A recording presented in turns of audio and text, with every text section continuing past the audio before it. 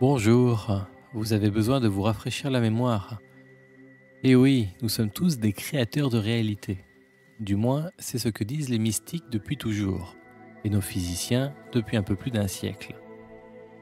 On le sait, mais il est une chose de savoir, intellectuellement, et une toute autre de vivre les choses concrètement. C'est vrai qu'il est parfois difficile d'allumer ou même de maintenir notre flamme créatrice, tant la matière est lourde, avec ses tracas et sa routine. On n'est jamais tant créateur que lorsque l'on vibre intensément. Alors, prenons un moment ensemble pour raviver notre flamme, notre joyau intérieur. Commencez par imaginer une lumière, un point lumineux ou coloré, à une quinzaine ou une vingtaine de centimètres devant vos yeux, et imaginez que ce point s'élève. Vous connaissez cette méthode d'auto-hypnose, cette façon de passer d'un état de conscience à un autre. Donc gardez bien le menton à la même hauteur. Ce n'est pas la tête qui bouge, simplement suivez mentalement ce point lumineux. Et ce point-là va aller chercher une place, un endroit dans votre espace mental. Vous savez qu'en faisant cela, les limites entre l'intérieur et l'extérieur s'effacent. Vous, votre esprit, perçoit ce qui l'entoure, sans frontières ni limites. On n'y songe pas souvent, mais il suffit d'observer le phénomène pour le constater. Dans pareille expérience, vous, votre esprit, vous baignez dans un espace sans autre limite que celle de votre imagination. C'est normal, puisqu'on sait que le cerveau fonctionne de cette façon, holographique. Et c'est ce qui fait qu'on a cette illusion que les choses de l'extérieur sont à l'intérieur et vice-versa. D'après ce qu'on en sait, notre cerveau, c'est lui qui fabrique la réalité perçue. C'est ce que disent les biologistes, les physiciens. Ils disent que notre cerveau, holographique, se déploie tout autour de nous et que nous croyons marcher dans une réalité tangible, concrète, alors qu'en fait nous fabriquons nous-mêmes une petite boule de réalité qui avance au fur et à mesure où on marche à l'intérieur, comme un hamster dans sa roue. Et cette boule-là, cette roue, est remplie des illusions qui forment notre réalité, notre monde réel, notre monde solide et ancré. Et ça, c'est très difficile à comprendre, même juste à l'accepter. Même si on le sait en théorie, et que plein de gens très savants nous l'ont démontré, même si on peut faire des expériences qui vont prouver ces choses-là, tout ce qu'il y a autour, c'est tellement vrai pour nous. Et ça l'est, puisque notre esprit habite ce monde-là. Ça n'est pas une illusion dans le sens d'une chose illusoire, sans densité, ou qui n'existerait pas.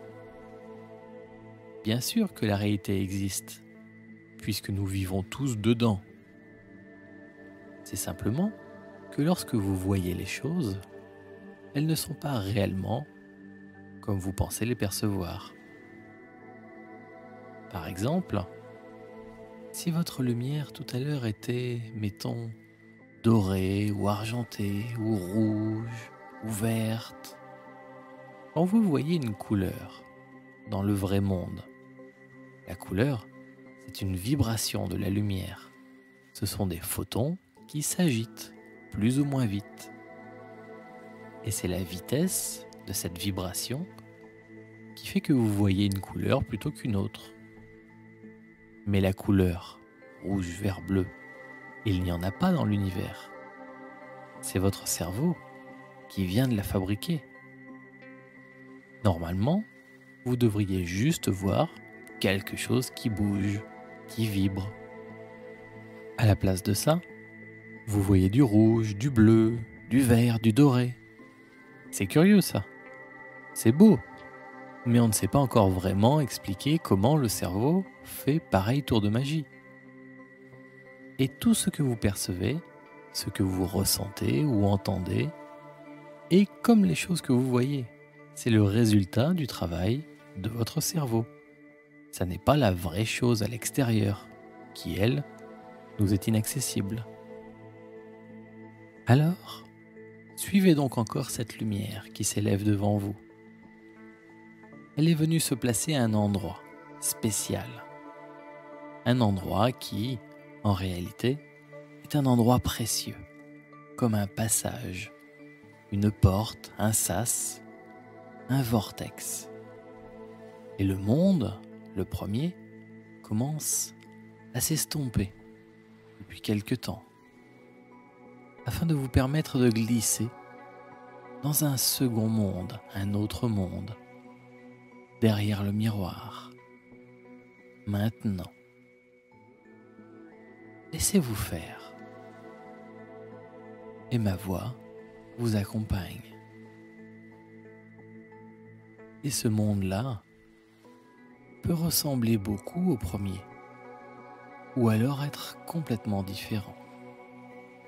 Parfois, surtout au début, lorsqu'on pénètre ce monde-là, parfois il peut nous sembler comme invisible, parce que c'est tout noir. Alors on croit qu'il n'y a rien. Et il y a des gens qui le voient et ressentent des choses du premier coup. Et il y en a d'autres qui ont de curieuses sensations, différentes de d'habitude. Et pour la plupart, il ne se passe pas grand-chose de très spectaculaire. Parce que votre conscience est comme coincée dans la première couche de réalité ordinaire. Comme une radio qui serait bloquée sur une seule longueur d'onde. Vous savez qu'il y a plein d'autres radios à capter, mais le poste refuse de dérégler la première longueur d'onde, comme s'il avait peur de la perdre, comme si elle allait s'effacer ou je ne sais quoi. C'est humain, c'est pas très logique, mais c'est humain. D'abord parce qu'on vit depuis tellement longtemps dans cette réalité, qu'elle est ancrée en nous. La preuve, on a de la peine à élargir notre canal de perception. Et ensuite, vous savez que votre esprit est un, unique et partout. On le sent, même juste en fermant les yeux, sans rien faire d'autre. On sent le monde tout autour. Mais les frontières se sont estompées. Elles ont disparu. Alors, comment pourriez-vous perdre une chose qui fait partie de vous, puisque vous êtes tout? Ce n'est pas possible. Mais la peur n'est pas rationnelle. C'est la voix de notre animal intérieur, celui que nous aidons à guérir et à faire évoluer, car il nous est précieux. Alors faites comme avec un enfant, rassurez-le, et promettez-lui de ne jamais le laisser, de ne jamais l'abandonner. On ne va nulle part sans lui, et c'est vrai. Pas de séparation, pas de dissociation. Et quand on franchit le passage, ça s'ouvre. Eh bien, nous sommes quand même souvent aveugles à toute activité qui existe là, car c'est tellement différent du monde auquel on est habitué. Un peu comme un aveugle qui serait sur le milieu d'une autoroute un jour de retour de vacances. Il ressent toute l'activité, il y a beaucoup de monde, beaucoup de voitures. Heureusement d'ailleurs qu'il y en a tellement qu'elles sont toutes embouteillées, ce qui lui évite de se faire bousculer. Donc il les touche, il les sent, il sait qu'elles sont là. Elles passent, elles circulent autour de lui, il y en a plein, c'est dense, et lui, il ne voit rien. Alors, lorsque vous avez suivi votre lumière et franchi le passage, il faut absolument penser à ouvrir les yeux. Bien sûr, pas les yeux physiques, sous vos paupières, les yeux de votre esprit. En fait, il n'y en a qu'un. Peut-être vous l'avez déjà vu dessiner, ce grand œil. On le retrouve, par exemple, dans la mythologie égyptienne. Un joli œil comme ça, stylisé. En réalité, vous pouvez le dessiner.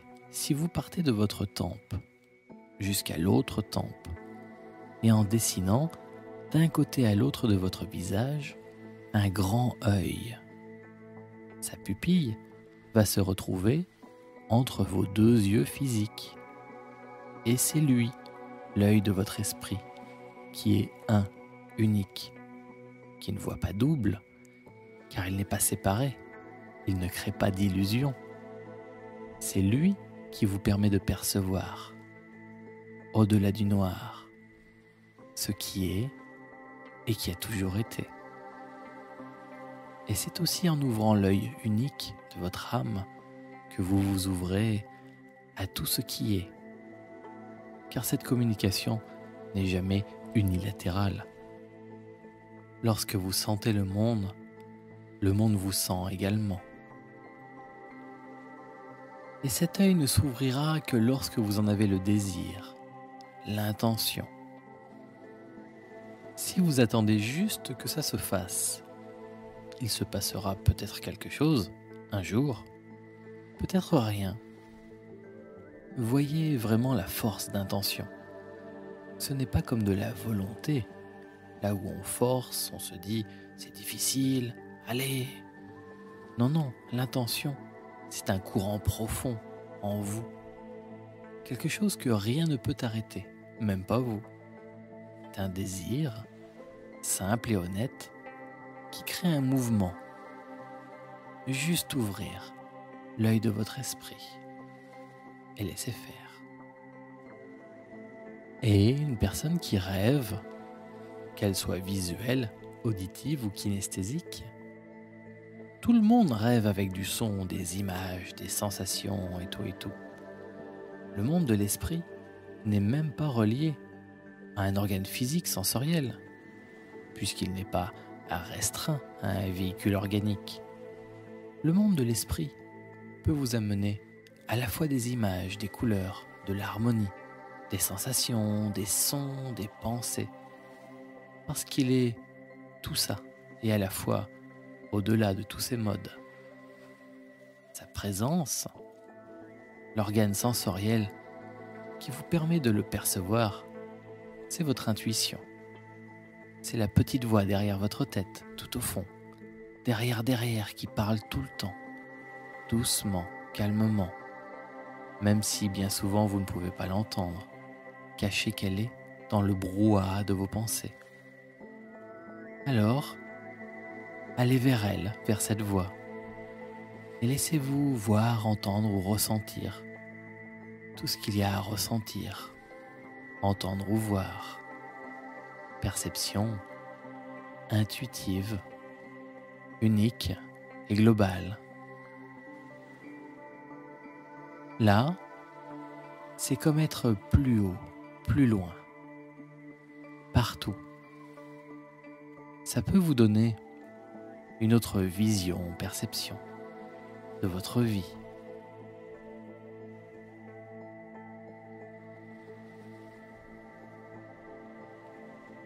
Alors, votre intention, l'expérience que vous voulez faire aujourd'hui, c'est pour apprendre à mieux fabriquer, mieux créer votre réalité, votre vie de tous les jours, consciemment, pour que tout se passe bien au quotidien, pour que vous marchiez sur le chemin de la réalisation de vos rêves.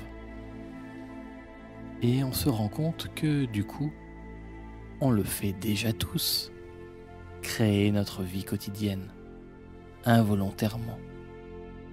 Si ce monde existe, si on le voit et qu'il nous permet d'exister, c'est parce qu'on est déjà tous co-créateurs de cette réalité-là. Mais on ne contrôle rien ou si peu.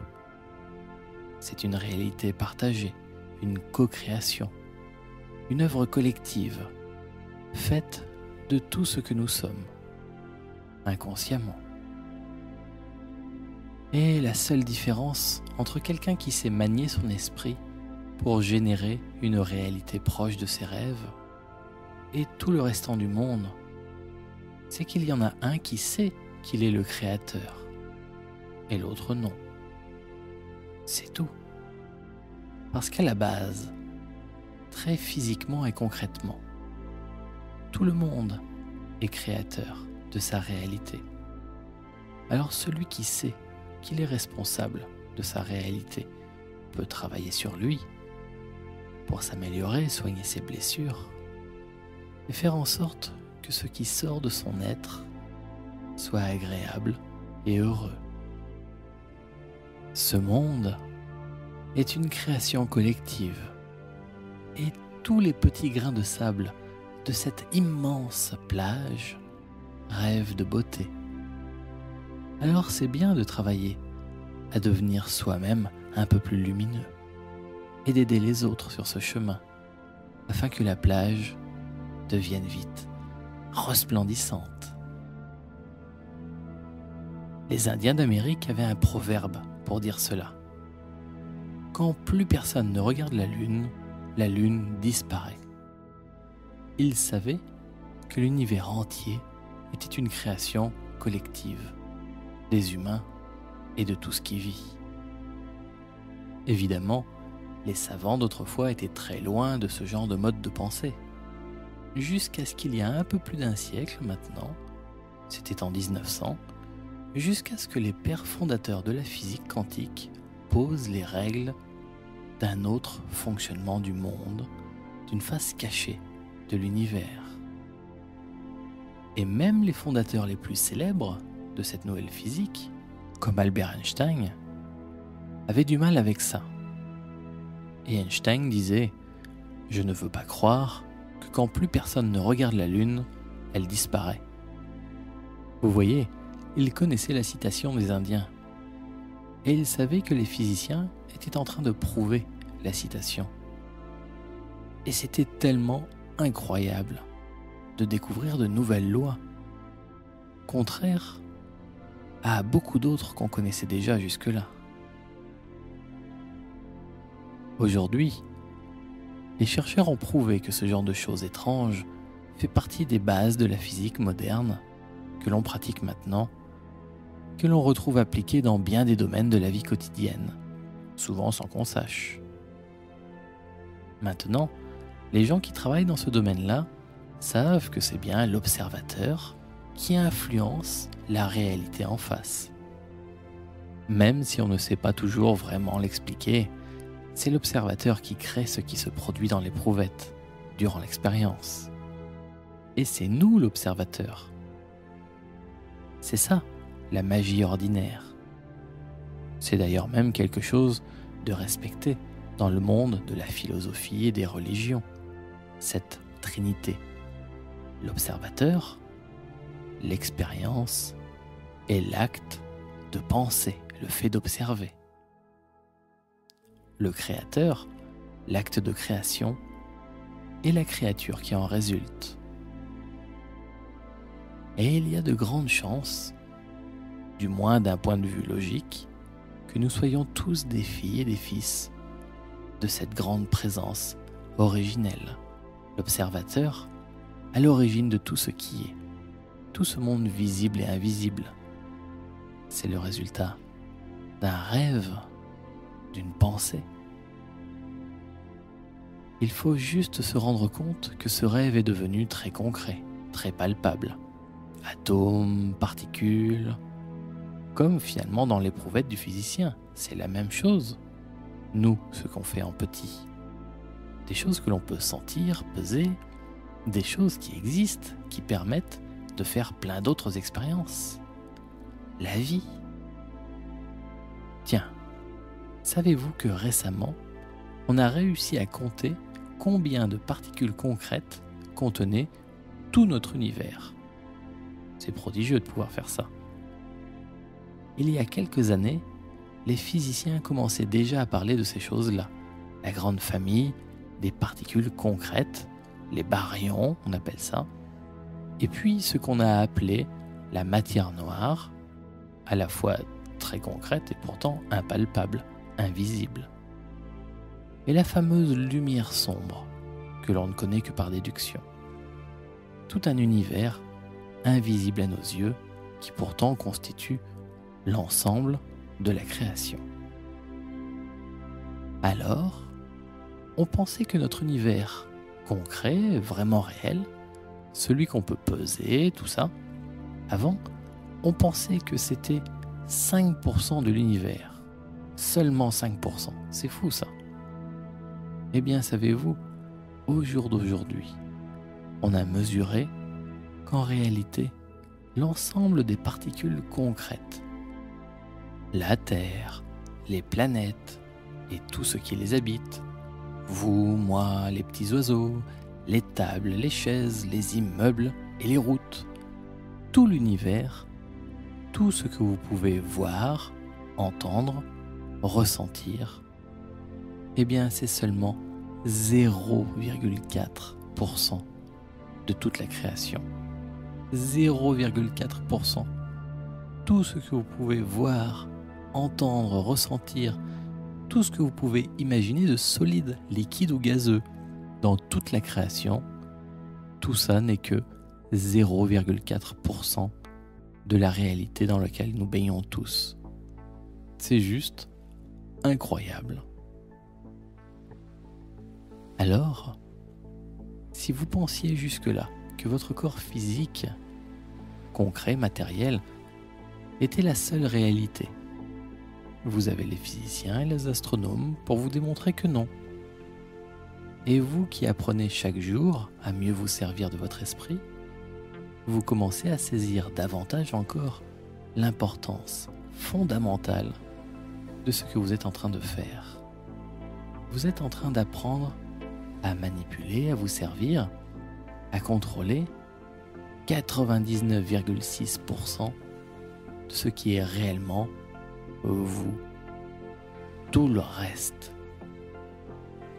Parce que si plus de 99% de tout est invisible, non concret, alors nous sommes vraiment beaucoup plus que ce que nous pensons. Par exemple, les astronomes expliquent que lorsque deux galaxies se frôlent, ça émet des rayons gamma, comme à l'entrée des trous noirs quand toutes les étoiles s'y précipitent. Et les astronomes pensent que ces rayons gamma viennent de la matière noire qui s'entrechoque. Il y a d'autres manières de deviner, de percevoir l'existence de cette matière noire. Un peu comme les particules de la gravité, on ne les a jamais trouvées. Pourtant, tout le monde sait bien que la gravité existe. Sinon, les choses s'envoleraient toutes seules, on ne tiendrait pas par terre. Eh bien, quand deux objets très lourds se frôlent, ça fait des étincelles. Pas des vraies étincelles, ça fait des photons. Mais les objets ne se sont pas touchés. Ce sont les particules invisibles de la gravité. On appelle d'ailleurs ça des particules virtuelles, parce qu'on ne les a jamais vraiment trouvées. Pour la gravité, ce sont des gravitons. Eh bien, ce sont des particules qui émettent des photons quand deux champs gravitationnels se heurtent.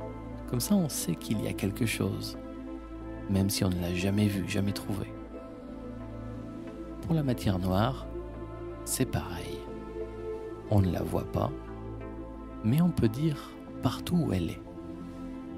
Vous trouverez même des cartographies de la matière noire dans l'univers. Et c'est ce qui fait dire aux physiciens que cette matière entoure toute chose, comme un moule formateur.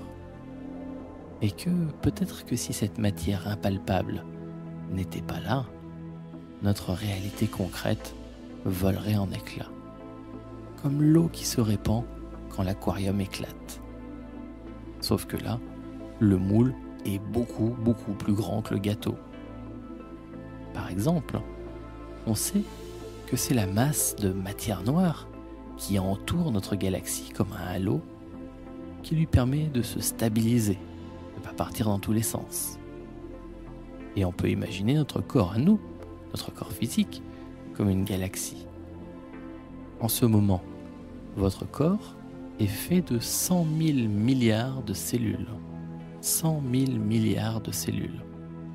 Et chaque seconde, en ce moment, toc, toc, toc, chaque seconde, plus de 20 millions de cellules de votre organisme se divisent pour maintenir constant le nombre de vos cellules. Eh bien, 100 000 milliards de cellules, c'est 300 fois plus qu'il n'y a d'étoiles dans toute notre galaxie. En fait, notre corps est une immense galaxie. Il doit donc avoir comme elle une forme invisible, stabilisatrice, un moule formateur. Et ce n'est qu'une part du plus grand nous. Et déjà, on comprend qu'elle est essentielle et fondatrice, que sans elle, aucune réalité concrète n'existerait. Eh bien, voyez-vous, il y a deux possibilités. Soit on croit que le monde de la matière prédomine, et alors, toute la création serait issue de ce petit 0,4%. Et on ne serait qu'au tout début des choses, avec encore beaucoup à faire pour que la réalité, la création progresse. Parce que 0,4% ce n'est qu'un tout petit germe, et on ne serait vraiment que de tout petits bébés, à peine un fœtus. Ou alors, on croit qu'au contraire la nature est d'abord d'essence spirituelle, pure information, qui joue à s'agglomérer en blocs différents pour créer des formes et des expériences. Et si la création est ainsi faite, alors peut-être que ces 99 et quelques pourcents sont déjà bien plus matures, qu'en réalité, ils forment notre matrice, notre origine, et que le 0,4% ne représente que ce qu'il reste à faire évoluer, à transformer. Moi qui suis d'un naturel optimiste, j'ai tendance à penser que cette dernière option est la bonne, que nous sommes juste à frôler un point important d'évolution pour l'humanité, que peut-être, eh bien, il ne reste réellement plus que 0, pas grand-chose à faire évoluer avant de pouvoir passer à un mode de vie différent, une conscience supérieure, d'existence, de santé, de bonheur. Alors voyons, tentons l'expérience. Maintenant que vous, petit 0,4% posé là à m'écouter, êtes en contact avec l'autre côté du miroir, conscient désormais de l'immensité de ce double qui est vraiment vous, dans sa globalité, les 99,6%, l'autre partie de vous, qui les deux ensemble réunis forment le grand vous, avec un V majuscule. Vous pouvez demander à la plus grande partie de vous d'aider la plus petite à gagner une vie meilleure, à lui redonner son pouvoir sur elle-même et sa vie. C'est vraiment comme gommer une amnésie, comme une maman ou un papa aimant qui rappelle à son plus jeune enfant comment faire les choses de sa vie. Et pour vous, c'est retrouver votre totalité. C'est pour cela qu'on dit se rappeler, se réappeler, appeler à soi la part de nous qu'on a oubliée, qui nous manquait. En anglais, ça fait remember, remembrer, remettre le corps entier, retrouver son entièreté. En faisant cette expérience, vous vous rappelez ce que vous êtes vraiment. Allez, quelle est la particularité de notre monde à nous, celui qui est lié à la relativité, à l'espace et au temps? Eh bien, c'est ça, en fait, c'est la distance, c'est la séparation entre les choses et le temps nécessaire à faire le trajet entre les différentes choses. C'est l'espace-temps. À l'origine de notre univers, toute la matière tenait en quelque chose d'aussi gros qu'un poids. C'est vrai. Tout, planète, étoile, vous et les mêmes petits oiseaux que tout à l'heure. Autant dire que lorsqu'on vous raconte que nous sommes tous un, à ce moment-là de notre histoire, c'était plus vrai que vrai.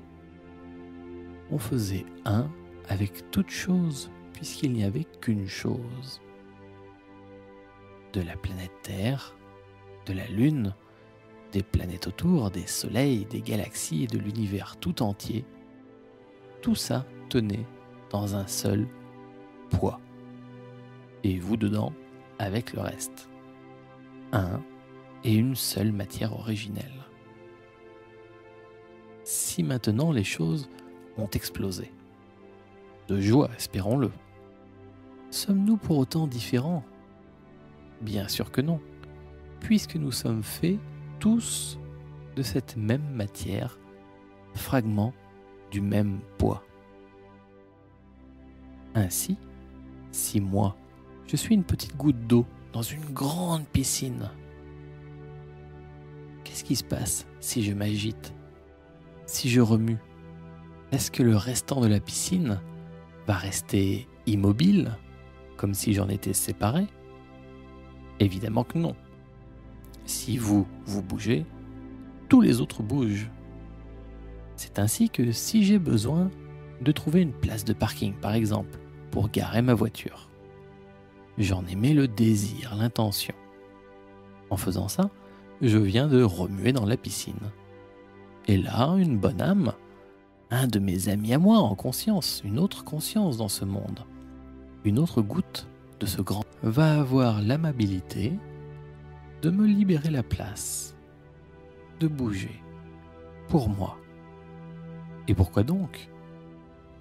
Eh bien parce que nous sommes tous un seul. Comme si moi, j'avais envie de lever la main droite ou la main gauche, juste envie comme ça, et je lève le bras. Eh bien, croyez-le ou non, mais toutes les particules de ma main sont venues avec. Et heureusement, hein, n'est-ce pas ? Pourtant, ont-elles leur liberté, ces particules ? Est-ce qu'elles avaient envie de me suivre, moi ? Eh oui, parce qu'elles sont moi, et que nous ne formons qu'une seule entité, le grand moi. Et pour l'univers, la création, je suis une petite cellule d'un corps vertigineusement immense. Et vous en êtes une autre. Et nous sommes tous de ces petites cellules, des fragments de l'immense création. Peut-être que nous sommes dans un doigt, ou le ventre, ou une oreille, ou le pied, ou je ne sais où. Et quand la grande entité, elle a envie de bouger, d'aller se promener, de marcher, eh bien on y va tous. Parce que bizarrement, on en a envie aussi.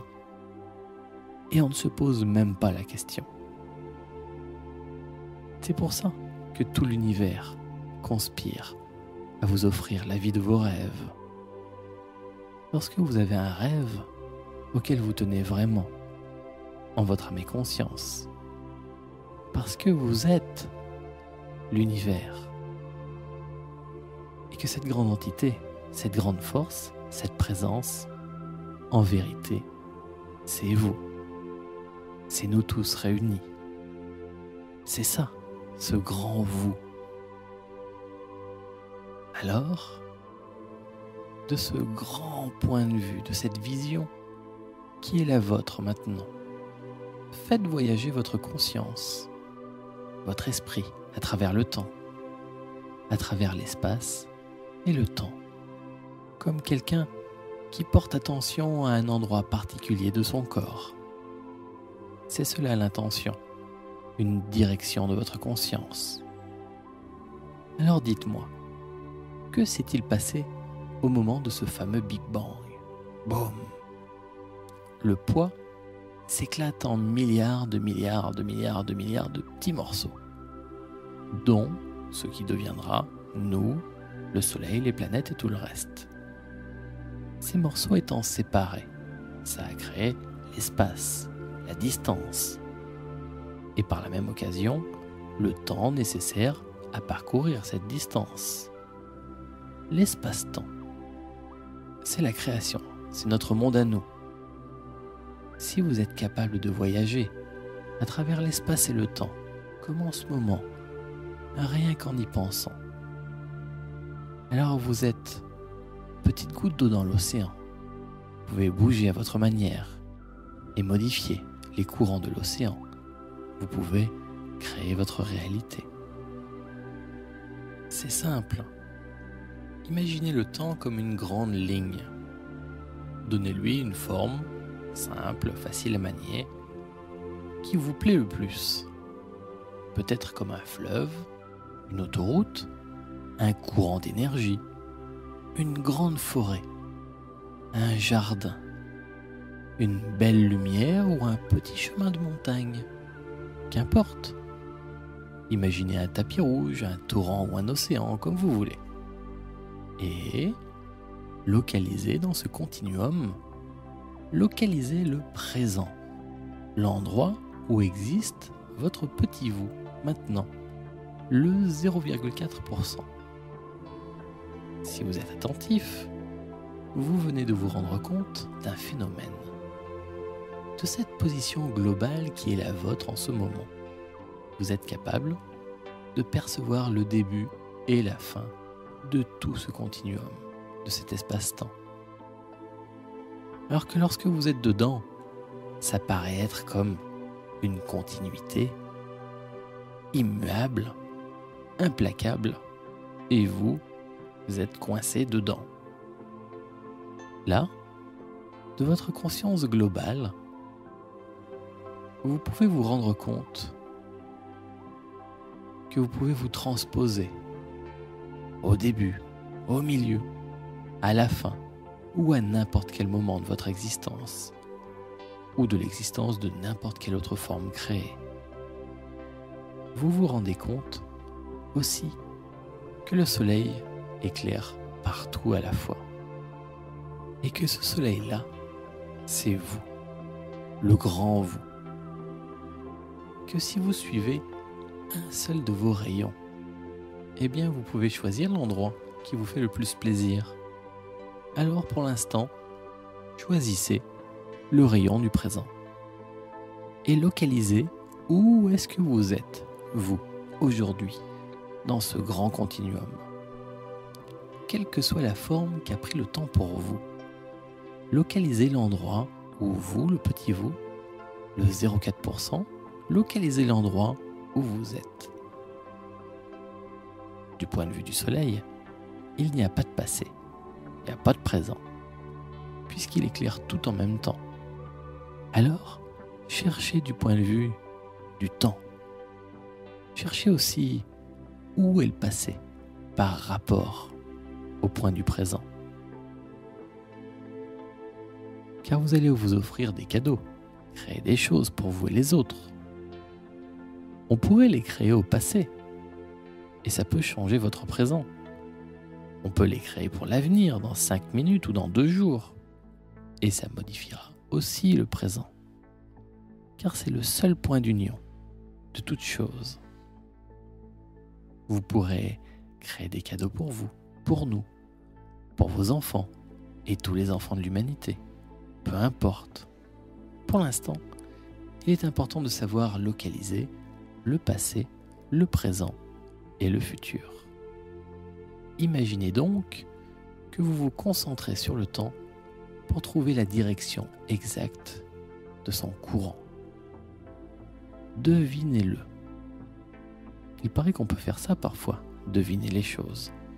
Le téléphone sonne et je sais que c'est tel ou tel ami qui m'appelle.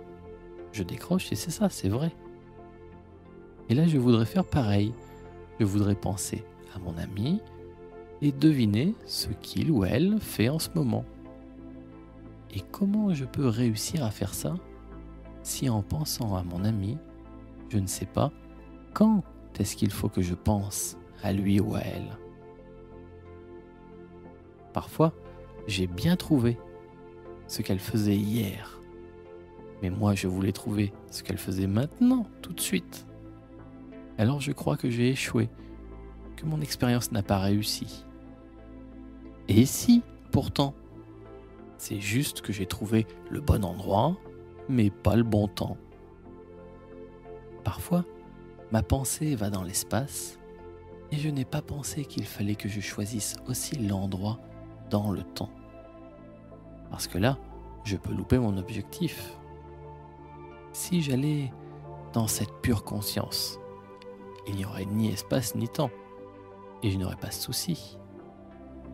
Mais aujourd'hui, ça n'est pas le cas.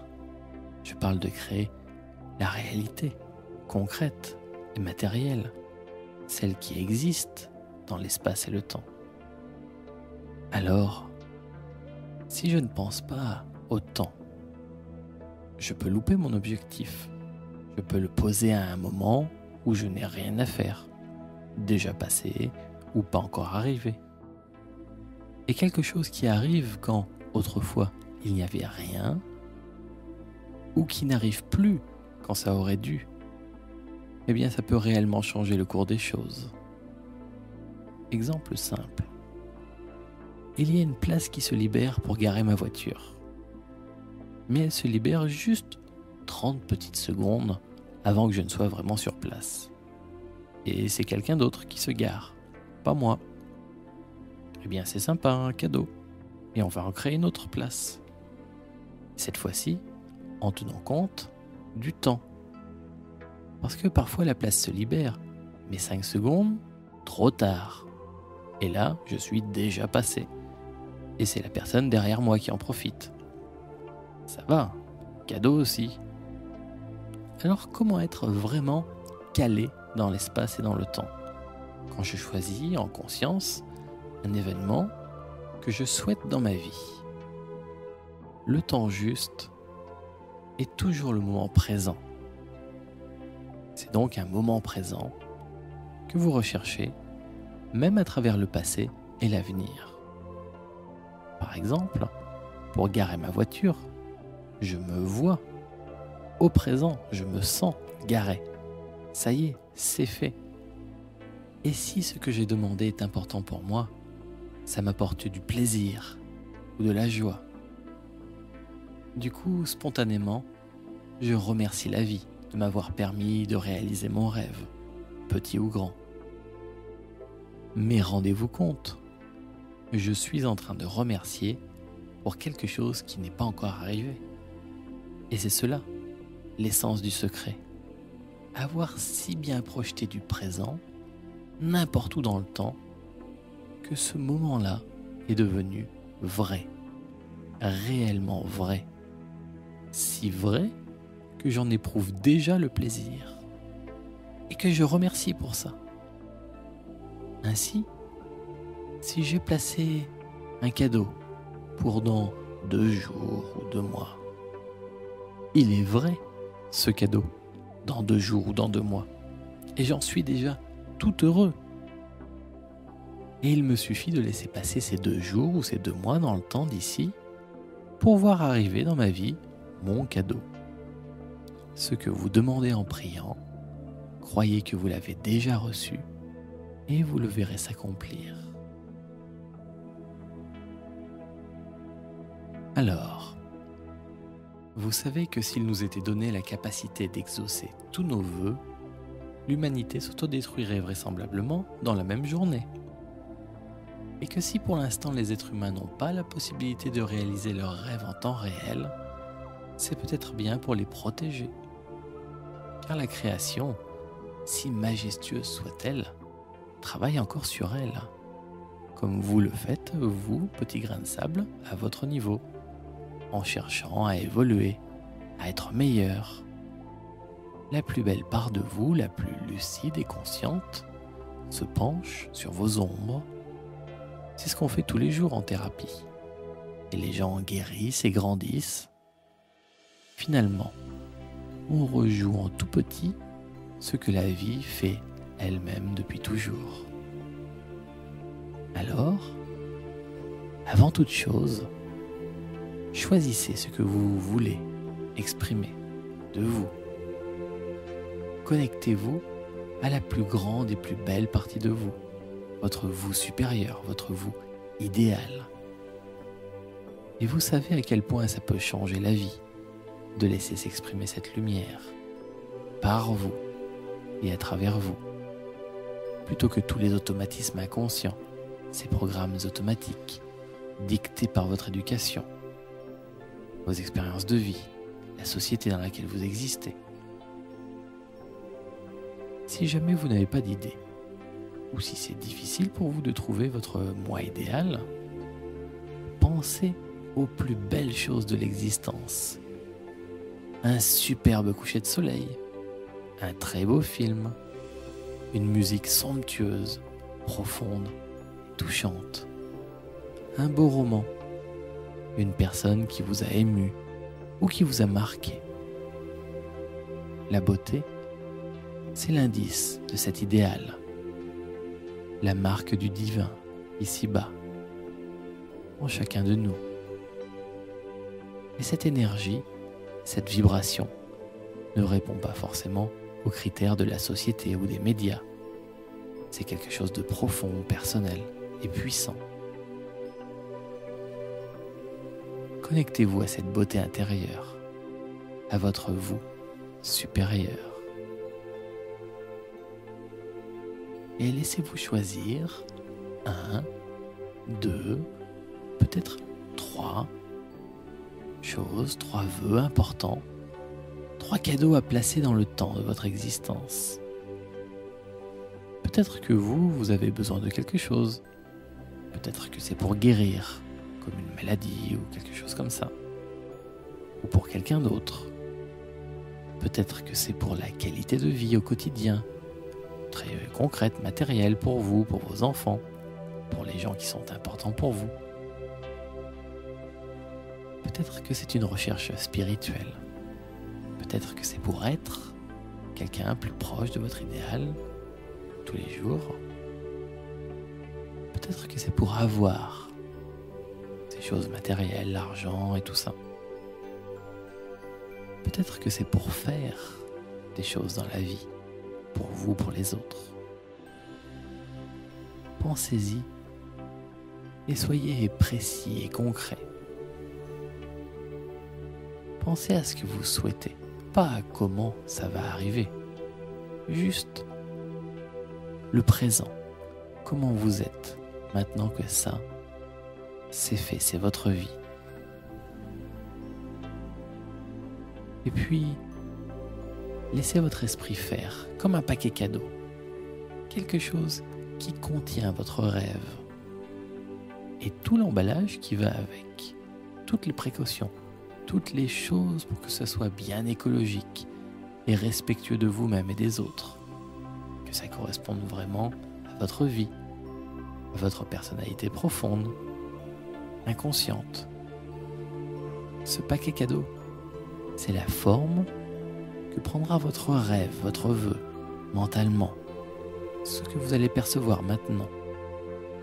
Même si ça ressemble à une boule de lumière, ou à un vrai paquet cadeau avec un beau papier, un joli nœud, quelle que soit la forme, ça n'est qu'une forme, un emballage, un symbole. Mais nous avons dit et vous avez compris à quel point l'emballage est important. Alors ce vœu, vous le faites maintenant avec votre petit esprit conscient, qui est minuscule, minuscule, minuscule par rapport à l'immensité de ce que vous êtes vraiment. Alors, faites-vous confiance. Faites confiance à ce grand vous. Et laissez le cadeau aller dans l'espace, dans le temps, se poser sur cette ligne du temps, là où il faut, sans même chercher à savoir si ça correspond à dans 2 minutes, 2 heures ou 2 ans, sans attente. Faites confiance. Et ça aussi, ça n'est pas évident. Car lorsqu'on a enfin toutes les petites graines en main, lorsqu'on sent en soi le cadeau, on n'a plus du tout envie de le lâcher. Surtout pour les perdre comme ça, disparues, les petites graines, enfouies dans le terreau de la vie. Pourtant, c'est seulement comme ça que les graines poussent. Il faut bien accepter de les lâcher, de les laisser aller dans le sol pour qu'elles s'en nourrissent et pousse. Et si vous voulez vraiment fort, avec de la volonté, alors ça va perturber les petites graines, comme si vous les rappeliez sans arrêt à vous. Elles percevront les deux intentions, les deux messages, et alors elles ne sauront plus quoi faire, et peut-être il ne se passera plus rien. C'est toute votre force d'intention qui serait comme en disharmonie, déréglée. Alors laissez juste aller les graines. Offrez vos cadeaux à la vie et elle vous les rendra bien plus beaux que vous ne les imaginez. En faisant cela aussi, vous vous videz. Vous vous préparez à recevoir vos cadeaux. Vous faites de la place en vous et dans votre vie. Vous savez bien qu'on ne peut pas remplir un verre qui serait déjà plein d'eau. Comme l'élève d'un grand maître, zen, qui le harcelait de questions. Et le grand maître, zen, qui ne disait jamais rien. Alors, l'élève redoublait de questions. Et ça a duré des années et des années, jusqu'à ce que l'apprenti se calme et arrête ses questions. Alors, le maître commença à répondre, et l'élève apprit beaucoup, et bien plus qu'il ne l'aurait espéré, car les réponses dépassaient alors les questions d'autrefois. Quand l'élève fut devenu maître à son tour, il revint demander à son vieux maître pourquoi il avait attendu tant d'années avant de commencer à l'enseigner. « Mais je ne pouvais rien t'offrir, lui dit-il. Tu étais déjà rempli de questions. » Et voilà, les questions sont primordiales, car elles déterminent en grande partie la teneur des réponses que vous obtiendrez. Mais il faut parfois aussi accueillir ce qui vient. Se vider pour mieux se remplir. Et c'est vrai qu'on n'a pas forcément l'habitude de faire ça. Comme quelqu'un qui veut lancer au loin une balle de tennis, il la prend dans la main, fait le geste de la lancer très fort, mais il ne se passe rien. Pourquoi ? Parce que son bras a bien fait le geste du lancer, mais que sa main ne s'est pas ouverte, tellement habitué à contrôler. Ce n'est pas ça, créer. Créer, c'est une confiance avec la vie. Pour recevoir, il faut accepter de donner, avant, d'une manière ou d'une autre. Et là maintenant, tout de suite, ce que vous allez faire, c'est ouvrir la main. Laissez le cadeau s'éloigner de vous. Même si ça fait un drôle d'effet à l'intérieur de vous, même si vous avez la sensation de l'avoir touché et qu'il vous échappe déjà. Laissez-le s'incarner. Il va aller se poser là où il doit. Et vous n'avez pas besoin de savoir quand et comment. C'est comme ça que ça marche le mieux. Imaginez que les émetteurs radio ou de télévision ne laissent pas partir leurs ondes. Vous pouvez toujours tourner le bouton de réglage dans tous les sens avec votre radio ou votre téléviseur. Vous pourriez même acheter le meilleur des postes. Vous ne capteriez jamais rien. Rien n'arrivera de différent et de nouveau dans votre existence si vous gardez les graines dans votre poche. Alors, partagez, semez-les, offrez-les. Bien sûr, vous ne les aurez plus en vous. Ces rêves-là sont sortis de vous. Mais vous savez qu'ils sont maintenant en partance, en voyage vers vous. Et ils foncent à toute vitesse maintenant, à la vitesse de la lumière, dans votre direction. Chaque respiration, chaque seconde qui passe, vous rapproche un peu plus de leur réalisation. Si ça, vous l'avez bien compris, alors accordez-vous un deuxième rêve plus global. Quelque chose de bon pour les gens avec qui vous vivez, ou les gens de votre quartier, les habitants de votre ville ou de votre pays, les êtres en difficulté sur notre planète, ou même la planète tout entière. Et il n'y a pas de petits ou grands vœux. Chacun est important. Parce que vous savez que le plus beau de vos rêves serait gâché si vous ne pouviez en profiter pleinement, si c'était la guerre au sens propre ou au sens figuré tout autour de vous. Alors, ce n'est pas forcément être bon, sage ou altruiste de penser aux autres, si ce n'est pas votre préoccupation à vous. C'est juste protéger ainsi votre bonheur. Si on veut trouver ou conserver la paix, chacun doit pouvoir être libre et heureux. Et puis, si vous avez cette préoccupation de votre prochain, vous savez aussi que de toute manière nous ne formons qu'un. Donc, s'occuper de la santé ou du confort de son prochain, c'est toujours aussi s'occuper un peu de soi-même, ce grand soi-même.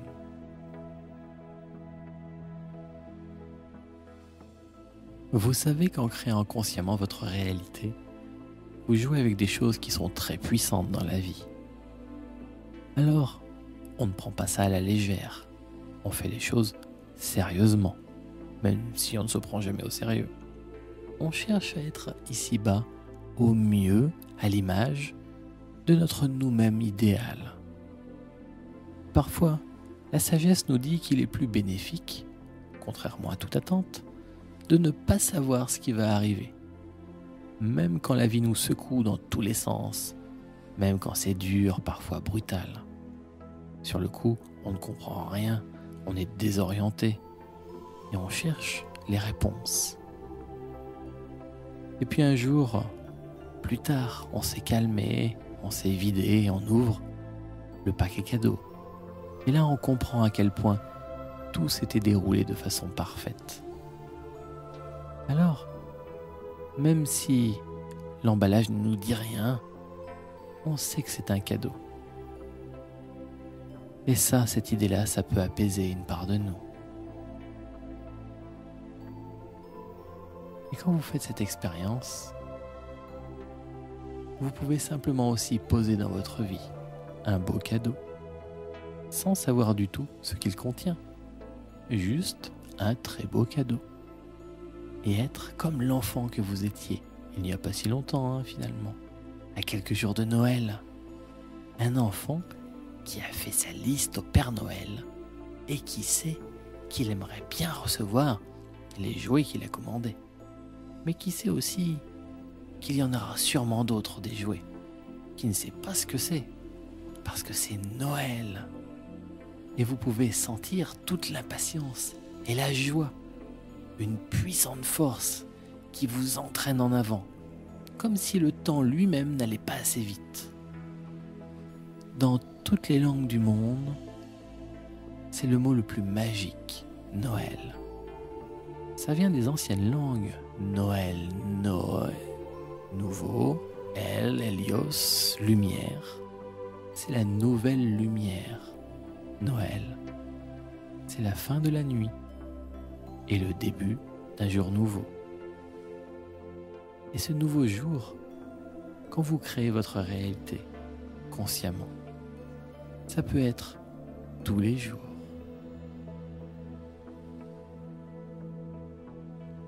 Alors, quelle est l'ultime chose à faire maintenant pour que tout ça fonctionne vraiment, pour de vrai, dans votre vie de tous les jours? Vous avez semé vos graines, vous savez qu'il faut maintenant juste laisser faire et passer à autre chose. Pas comme l'enfant qui a semé ses petites graines et qui reste allongé dans l'herbe à attendre que ça pousse. Non, ça marche pas comme ça. Il y a bien trop de belles choses à faire dans la vie. Si vous voulez vraiment que vos vœux se réalisent comme vous le souhaitez, eh bien, oubliez tout ça. Vraiment, sérieusement, oubliez tout ça. Oubliez-le, laissez-le partir dans la vie. Retournez à vos affaires, rouvrez les yeux maintenant. Étendez-vous, bougez les orteils, remuez le bout du nez et passez à autre chose. Et vous verrez. Merci.